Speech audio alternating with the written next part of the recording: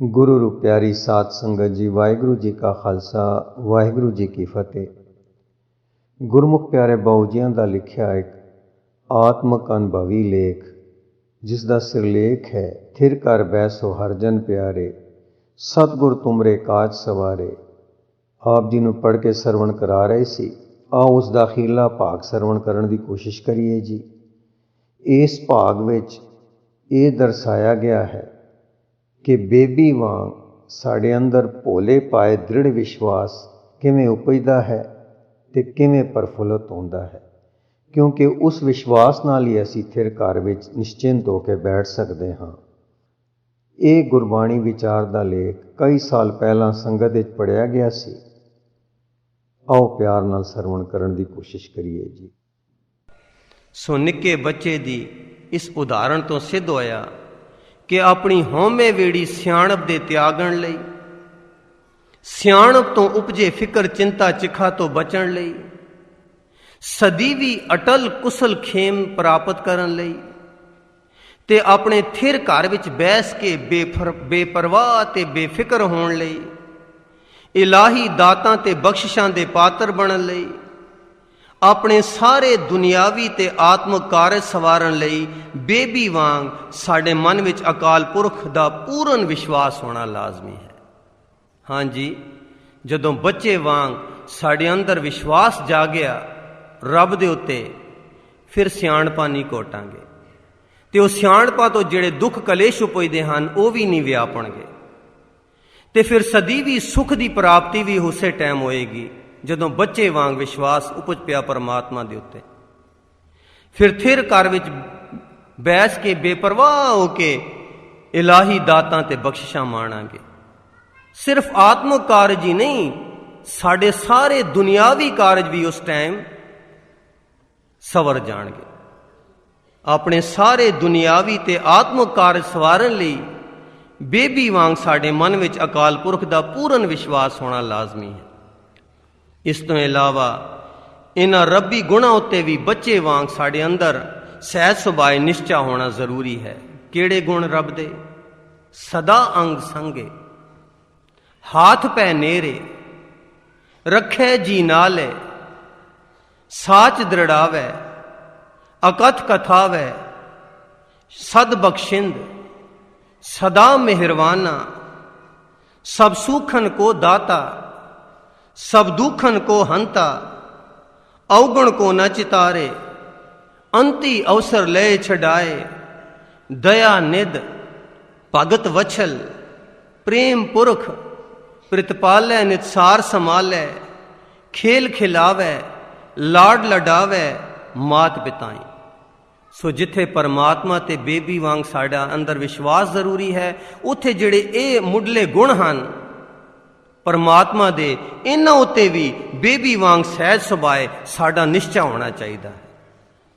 गुरमुख मन विचारिया जो तिस भावै सो होए, नानक आपे ही पत रखसी कार्य सवारै सोए। ऐसे भोले पाए दृढ़ विश्वास तो बगैर असी कदाचित थिर घर विच बैस नहीं सकते ते ना ही साडे कार्य सवर सकते हैं। ध्यान देना जी, थिर घर विच बैसण लई जिथे गुरमंतर उत्ते मन टिकावना है, उथे इहो जे भोला पाए दृढ़ विश्वास भी जरूरी है, क्योंकि इस तो बिना भी असी थिर घर विच बैस नहीं सकते। जे गुरमंतर नाल मन टिका लिया, कल नूं कोई आफत आ गई तो कोई दुख कलेश आ गया ते फिर जे भोले पाए विश्वास नहीं है, मन में तोखला आवेगा, हाय हुण की होवेगा। सो वो तोखला या चिंता आ जाएगी। सो इस फिर की करांगे, स्कीमां कोटांगे, सियाणपा कोटांगे उस आफत तो बचण लई।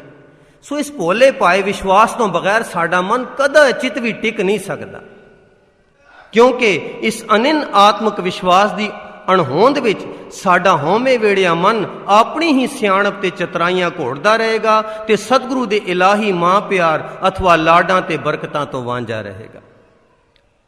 गुरबाणी विच इंसान दी इस अदोगती नूं इउं दर्शाया गया है, मनमुख हुक्म न जाननी तिन मारे जमदार, अपने भाणे जो चले भाई विछड़ चोटां खावे।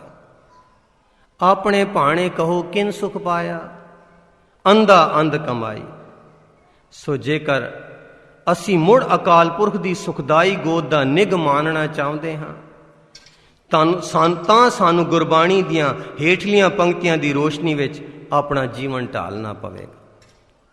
ਸੁਖ ਨਾ ਹੀ ਰੇ ਹਰ ਭਗਤ ਬਿਨ, ਤਜੋ ਸਿਆਣਪ ਸੁਰਜਨੋ, ਸਿਮਰੋ ਹਰ ਹਰ ਰਾਏ, ਏਕ ਆਸ ਹਰ ਮਨ ਰਖੋ, ਨਾਨਕ ਦੁਖ ਭਰਮ ਪਉ ਜਾਏ।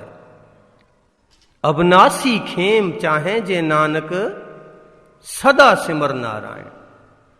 ਜੇ ਲੋੜੈ ਸਦਾ ਸੁਖ ਪਾਈ, ਸਾਧੂ ਸੰਗਤ ਗੁਰੇ ਬਤਾਈ। ਜੋ ਸੁਖ ਕੋ ਚਾਹੇ ਸਦਾ, ਸ਼ਰਨ ਰਾਮ ਕੀ ਲੇਹ। ਪਰ ਅਸੀਂ ਆਪਣੀਆਂ ਆਦਤਾਂ, ਨਿਸ਼ਚਿਆਂ ਤੇ ਅੰਤਸ਼ਕਰਨ ਦੇ ਡੂੰਘੇ ਅਸਰ ਹੇਠ ਕਰਮਬੱਧ ਹੋ ਕੇ ਰੋਜ਼ਾਨਾ ਜੀਵਨ ਦੇ ਰੂਟੀਨ ਵਿੱਚ ਇਤਨੇ ਗਲਤਾਨ ਮਸਤ ਤੇ ਗਵਾਚੇ ਰਹਿੰਦੇ ਹਾਂ ਕਿ ਪੁਰਾਣੀ ਜੀਵਨ ਪ੍ਰਣਾਲੀ ਵਿੱਚੋਂ ਨਿਕਲਣ ਦਾ ਸਾਨੂੰ ਕਦੇ ਖਿਆਲ, ਚਿਤਵਨੀ, ਚਾਓ, ਉਮਾ ਤੇ ਉਦਮ ਹੀ ਨਹੀਂ ਆਉਂਦਾ। ਜਨਮਾਂ ਜਨਮਾਂਤਰਾਂ ਤੋਂ ਆਪਣੇ ਅੰਤਸ਼ਕਰਨ ਦੇ ਅਧੀਨ ਪੁਰਾਣੇ ਖਿਆਲਾਂ, ਨਿਸ਼ਚਿਆਂ ਦਾ ਇਤਨਾ ਅਭਿਆਸ ਕੀਤਾ ਹੋਇਆ ਹੈ ਕਿ ਹਾਂ ਤਾਰੀ ਭਰਮਗੜ੍ਹ ਦੇ ਘੁੰਮਣ ਘੇਰੇ ਵਿੱਚ ਹੀ ਪਲਚ ਕੇ ਆਪਣਾ ਅਮੋਲਕ ਜੀਵਨ ਅਜਾਈ ਗਵਾ ਰਹੇ ਹਾਂ।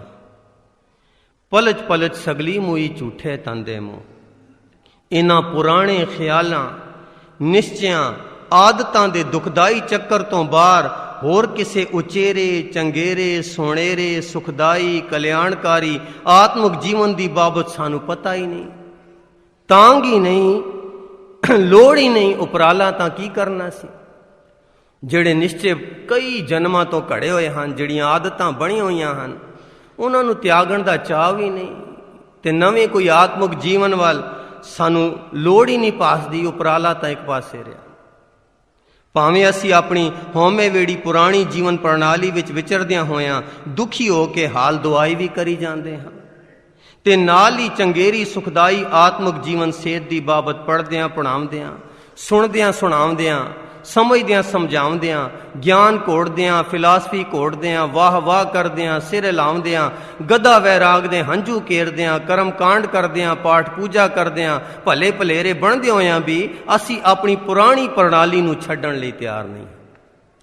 ਇੱਕ ਪਾਸੇ ਪੁਰਾਣੇ ਜੀਵਨ ਤੋਂ ਦੁਖੀ ਹਾਂ, ਹਾਏ ਵੀ ਕਰਦੇ ਹਾਂ, ਤੇ ਦੂਜੇ ਪਾਸੇ ਨਵੀਂ ਆਤਮਿਕ ਜੀਵਨ ਸੇਧ ਦੀ ਬਾਬਤ ਪੜ੍ਹਦੇ ਵੀ ਹਾਂ, ਹੋਰਾਂ ਨੂੰ ਪੜ੍ਹਾਉਂਦੇ ਹਾਂ, ਸੁਣਦੇ ਹਾਂ ਗੁਰਬਾਣੀ ਵਿੱਚ, ਹੋਰਾਂ ਨੂੰ ਵੀ ਸੁਣਾਉਂਦੇ ਹਾਂ, ਸਮਝਦੇ ਹਾਂ ਉਸ ਗਿਆਨ ਨੂੰ, ਹੋਰਾਂ ਨੂੰ ਸਮਝਾਉਂਦੇ ਹਾਂ, ਵਾਹ ਵੀ ਕਰਦੇ ਹਾਂ, ਬੜਾ ਸਵਾਦ ਆਇਆ। ਗਦਾ ਵੈਰਾਗ ਦੇ ਅੰਜੂ ਵੀ ਕੇਰਦੇ ਹਾਂ। ਗਦਾ ਵੈਰਾਗ ਤੋਂ ਭਾਵ ਕਿ ਆਪਣੀ ਇੱਕ ਹਾਲਤ ਤੇ ਪਛਤਾਵਾ ਕਰਕੇ ਰੋ ਲਿਆ, ਕੱਲ ਨੂੰ ਫਿਰ ਉਹੀਓ ਕੰਮ ਕਰ ਬੈਠੇ, ਫਿਰ ਰੋਇਆ, ਫਿਰ ਉਹੀਓ ਕੰਮ ਕਰ ਬੈਠਿਆ। ਸੋ ਗਦਾ ਵੈਰਾਗ ਦੇ ਹੰਝੂ ਵੀ ਘੇਰਦੇ ਹਾਂ, ਕਰਮਕਾਂਡ ਵੀ ਕਰਦੇ ਹਾਂ, ਪਾਠ ਪੂਜਾ ਵੀ ਕਰਦੇ ਹਾਂ। ਇੰਨਾ ਕੁਝ ਕਰਨ ਦੇ ਬਾਵਜੂਦ ਪੁਰਾਣੇ ਜੀਵਨ ਤੋਂ ਦੁਖੀ ਹੋ ਕੇ ਹਾਏ ਕਰਦੇ ਹਾਂ। ਨਵੀਂ ਜੀਵਨ ਦੀ ਬਾਬਤ ਗੁਰਬਾਣੀ ਵਿੱਚ ਰੋਜ਼ ਪੜ੍ਹ ਕੇ ਵਾਹ ਵੀ ਕਰਦੇ ਹਾਂ, ਵੀ ਆਪਣੀ ਪੁਰਾਣੀ ਰੂਟੀਨ ਨੂੰ ਛੱਡਣ ਲਈ ਤਿਆਰ ਨਹੀਂ। ਇਸੇ ਕਾਰਨ ਸਭ ਧਾਰਮਿਕ ਧਰਮ ਕਰਦਿਆਂ ਹੋਇਆਂ ਵੀ ਸਾਡੇ ਜੀਵਨ ਵਿੱਚ ਕੋਈ ਤਬਦੀਲੀ ਨਹੀਂ ਆਉਂਦੀ। ਹਾਂਜੀ, ਕਿਉਂਕਿ ਵਕਤੀ ਰਸ ਲੈ ਲੈਂਦੇ ਹਾਂ ਗੁਰਬਾਣੀ ਦਾ, ਜੀਵਨ ਵਿੱਚ ਨਹੀਂ ਢਾਲਦੇ। ਸਭ ਕੁਝ ਕਰਨ ਦੇ ਬਾਵਜੂਦ ਜੀਵਨ ਵਿੱਚ ਤਬਦੀਲੀ ਨਹੀਂ ਆਉਂਦੀ। ਪੰਚਾਂ ਦਾ ਕਿਆ ਸਿਰ ਮੱਥੇ, ਪਰ ਨਾਲਾ ਉੱਥੇ ਦਾ ਉੱਥੇ ਵਾਲੀ ਸਾਡੀ ਹਾਸੋਹੀਣੀ ਜੀਵਨ ਚਾਲ ਹੈ। ਹੁਣ ਸਵਾਲ ਇਹ ਹੈ ਕਿ ਬੇਬੀ ਵਰਗੇ ਭੋਲੇ ਪਾਏ ਵਿਸ਼ਵਾਸ ਦੀ ਪ੍ਰਾਪਤੀ ਕਿਵੇਂ ਹੋ ਸਕਦੀ ਹੈ? ਇਹ ਅੱਜ ਦੇ ਲੇਖ ਦਾ ਤੱਤ ਹੈ, ਕਿਉਂਕਿ ਗੁਰਮੰਤਰ ਦੇ ਅਭਿਆਸ ਦੇ ਨਾਲ ਪਰਮਾਤਮਾ ਤੇ ਵਿਸ਼ਵਾਸ ਜ਼ਰੂਰੀ ਹੈ। ਵਿਸ਼ਵਾਸ ਹੋਵੇਗਾ ਫਿਰ ਮਨ ਦੇ ਟਿਕਾਅ ਵਿੱਚ ਕੋਈ ਵਿਘਨ ਨਹੀਂ ਪਏਗਾ। ਕੋਈ ਵੀ ਬਾਹਰਲੀ ਆਫਤ ਆਵੇਗੀ, ਕੋਈ ਵਿਪਰੀਤ ਹਾਲਤ ਵਾਪਰੇਗੀ, ਕੋਈ ਦੁੱਖ ਕਲੇਸ਼ ਆਵੇਗਾ, ਕਿਉਂਕਿ ਰੱਬ ਤੇ ਵਿਸ਼ਵਾਸ ਹੋਏਗਾ, ਮਨ ਟਿਕਿਆ ਰਹੇਗਾ, ਰੱਬ ਆਪੇ ਸਾਰੇ ਕਾਰਜ ਸਵਾਰੇਗਾ। ਸੋ ਗੁਰਮੰਤਰ ਦੇ ਜਾਪ ਦੇ ਨਾਲ ਬੇਬੀ ਵਰਗਾ ਭੋਲੇ ਪਾਏ ਵਿਸ਼ਵਾਸ ਜਿਹੜਾ ਜ਼ਰੂਰੀ ਹੈ, ਇਹ ਵਿਸ਼ਵਾਸ ਕਿਵੇਂ ਪ੍ਰਾਪਤ ਹੋਵੇ? ਐਸਾ ਆਤਮਿਕ ਸਹਿਜ ਵਿਸ਼ਵਾਸ ਪੜ੍ਹਾਈਆਂ ਨਾਲ, ਦਿਮਾਗੀ ਗਿਆਨ ਨਾਲ, ਫਿਲਾਸਫੀਆਂ ਨਾਲ, ਪਾਠ ਪੂਜਾ ਨਾਲ, ਕਰਮ ਕਾਂਡਾਂ ਨਾਲ, ਯੋਗ ਸਾਧਨਾ ਦੁਆਰਾ ਬਾਹਰੋਂ ਪ੍ਰਾਪਤ ਨਹੀਂ ਹੋ ਸਕਦਾ। ਕਿਉਂਕਿ ਬਾਹਰਮੁਖੀ ਦਿਮਾਗੀ ਨਿਸ਼ਚਾ, ਸ਼ਰਧਾ, ਵਿਸ਼ਵਾਸ ਇਹ ਅਲਪ ਬੁੱਧੀ ਤਾਂ ਹੀ ਸੀਮਤ ਹੈ ਤੇ ਸਾਡੀ ਮਨ ਦੀ ਰੰਗਤ ਅਨੁਸਾਰ ਹਮੇਸ਼ਾ ਬਦਲਦਾ ਰਹਿੰਦਾ ਹੈ। ਬਾਹਰੋਂ ਪਾਠ ਪੂਜਾ ਕਰਕੇ ਕੁਝ ਵਿਸ਼ਵਾਸ ਦਿਮਾਗ 'ਚ ਬੈਠਿਆ, ਉਹ ਬਾਹਰਮੁਖੀ ਵਿਸ਼ਵਾਸ ਹੁੰਦਾ ਹੈ, ਆਤਮਾ 'ਚੋਂ ਨਹੀਂ ਫੁੱਟਿਆ ਹੁੰਦਾ। ਮਨ ਦੀ ਰੰਗਤ ਬਦਲੀ, ਵਿਸ਼ਵਾਸ ਬਦਲ ਜਾਂਦਾ ਹੈ। ਇਸੇ ਤਰ੍ਹਾਂ ਕਿਤਾਬਾਂ ਪੜ੍ਹ ਕੇ ਜੋ ਦਿਮਾਗੀ ਵਿਸ਼ਵਾਸ ਆਉਂਦਾ ਹੈ ਰੱਬ ਦੇ ਪ੍ਰਤੀ, ਉਹ ਵੀ ਓਪਰਾ ਹੁੰਦਾ ਹੈ, ਕਿਉਂਕਿ ਬਾਹਰਮੁਖੀ ਦਿਮਾਗ ਤਾਂ ਹੀ ਸੀਮਤ ਹੁੰਦਾ ਹੈ ਤੇ ਮਨ ਦੀ ਰੰਗਤ ਅਨੁਸਾਰ ਇਹ ਵਿਸ਼ਵਾਸ ਦ੍ਰਿੜ ਨਹੀਂ ਰਹਿੰਦਾ, ਬਦਲਦਾ ਰਹਿੰਦਾ ਹੈ।